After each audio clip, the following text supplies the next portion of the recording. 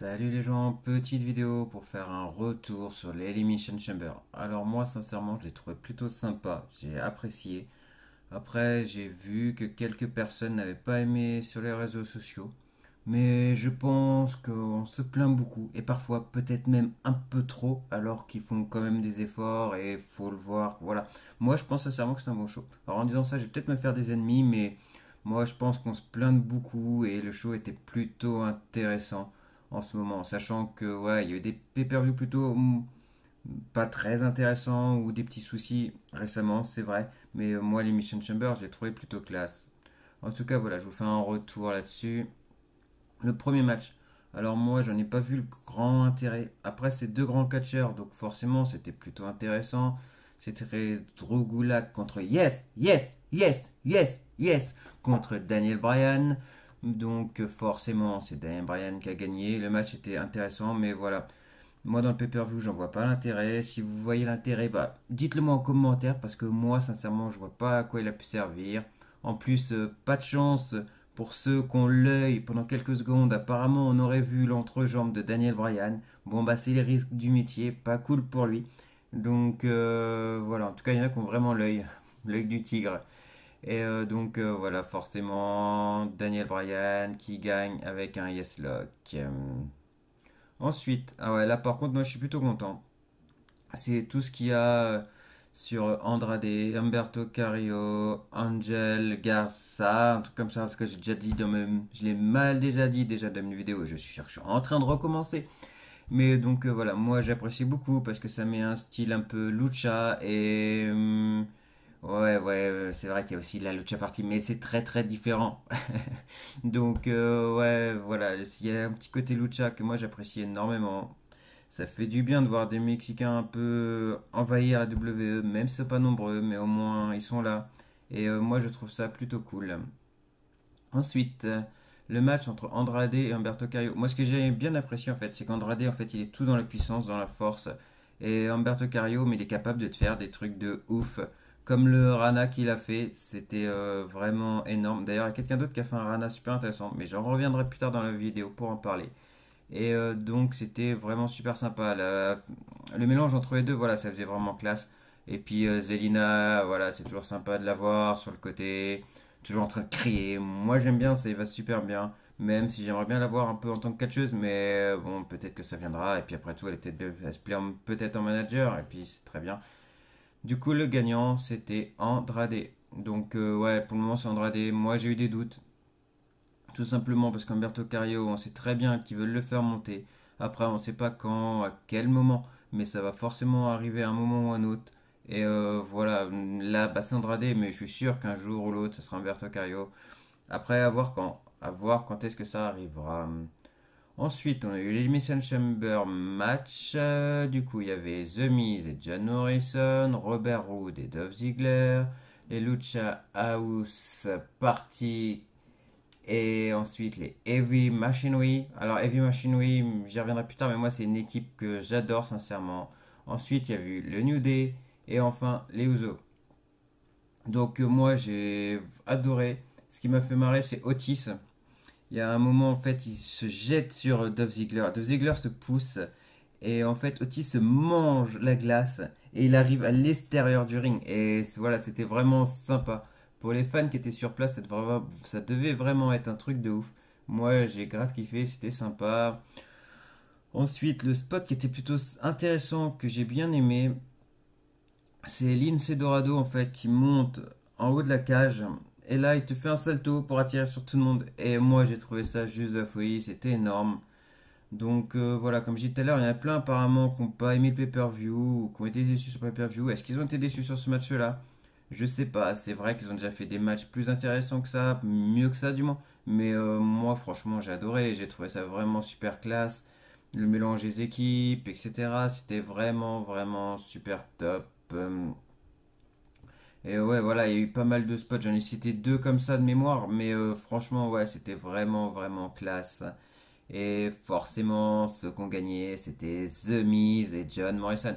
Ensuite, ça là-dessus, il n'y avait pas de doute. C'est comme je l'ai dit dans une de mes vidéos de gameplay, ils ont eu les ceintures, c'est pas pour rien. Et ça va risque de durer un bon moment. En plus, les fans sont heureux, qui sont là, qui reviennent, qui sont attaqués, etc. Donc forcément, je pense qu'ils vont garder la ceinture encore super longtemps.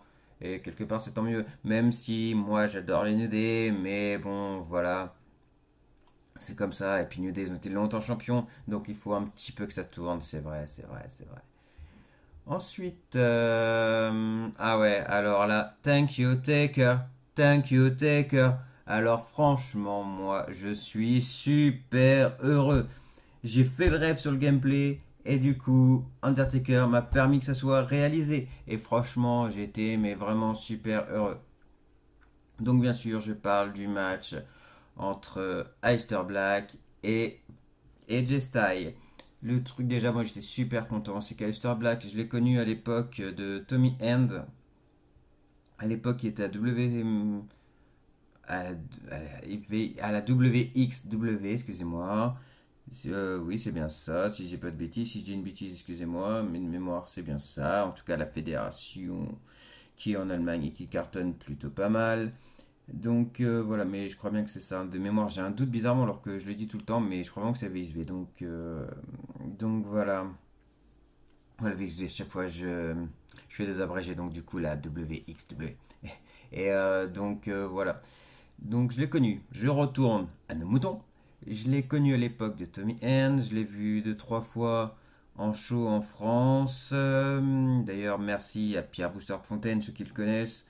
On a même eu la chance de pouvoir faire un séminaire avec lui. Donc je tiens à signaler qu'Aleister Black, c'est un grand pro qui a beaucoup de technique et qui en plus est très pédagogue et super sympa et super patient. En tout cas, j'ai eu la chance de faire un séminaire avec lui. C'était juste de la folie. C'était énorme.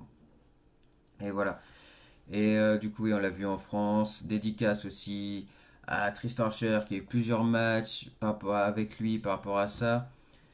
Clément Archer, bon, de toute façon, les trois quarts des Français connaissent. Mais sinon, c'est également Clément Petiot qui a fait le Cruiserweight face à Cédric Alexander. Mais en même temps, ça sert à rien que je le présente parce que tout le monde le connaît. Donc, petite dédicace à lui au passage. Et du coup, voilà, je l'ai connu là-dessus. Et là maintenant, on le voit à un pay-per-view, à Emission Chamber. Et c'est la grande, grande classe. Et moi, je pense sincèrement que c'est pas fini, que ça va durer encore super longtemps. Et j'ai vraiment hâte.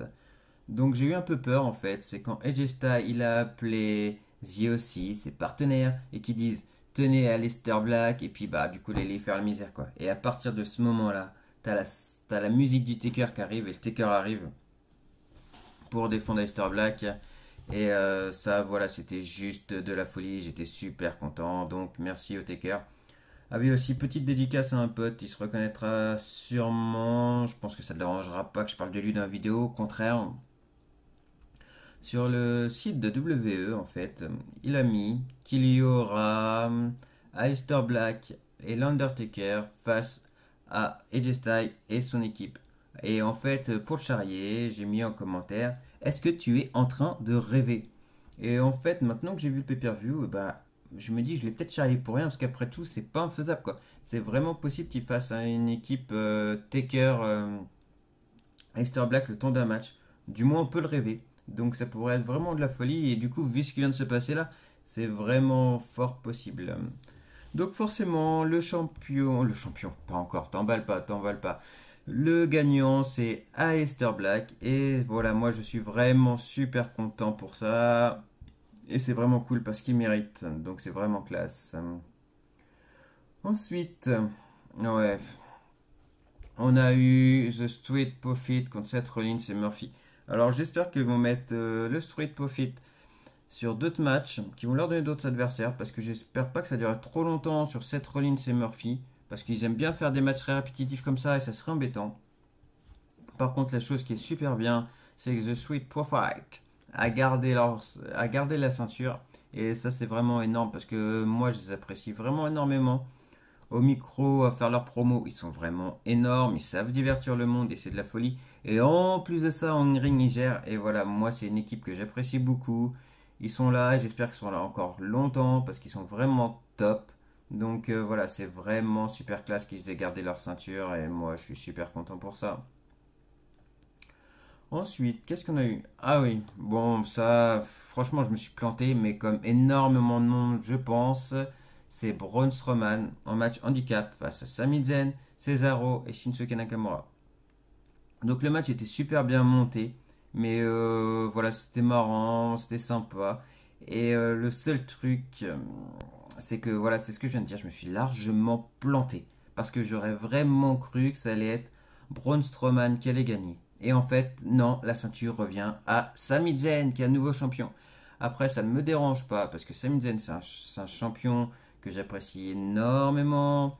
Même à l'époque où il faisait des matchs contre Kevin Owens, c'était juste de la grosse folie. Donc j'espère qu'on va le revoir sur des matchs super intéressants.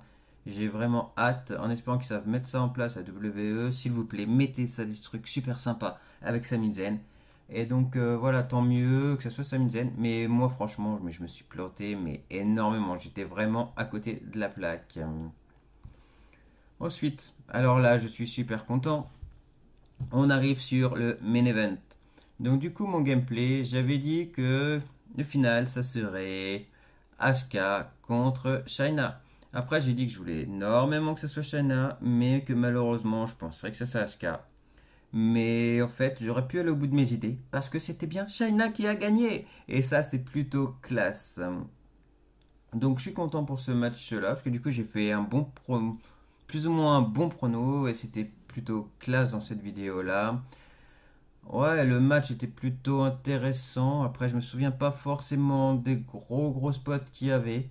Mais voilà. Après, si China qui arrive et qui t'élimine Sarah Lorga, qui a un 2 3 je recommence, qui élimine en quelques secondes Sarah Logan, Ruby Riott et Natalia. C'était juste impressionnant, c'était à prévoir et voilà, ça la met en position. Putain, je sais pas parler ce soir, je suis vraiment désolé.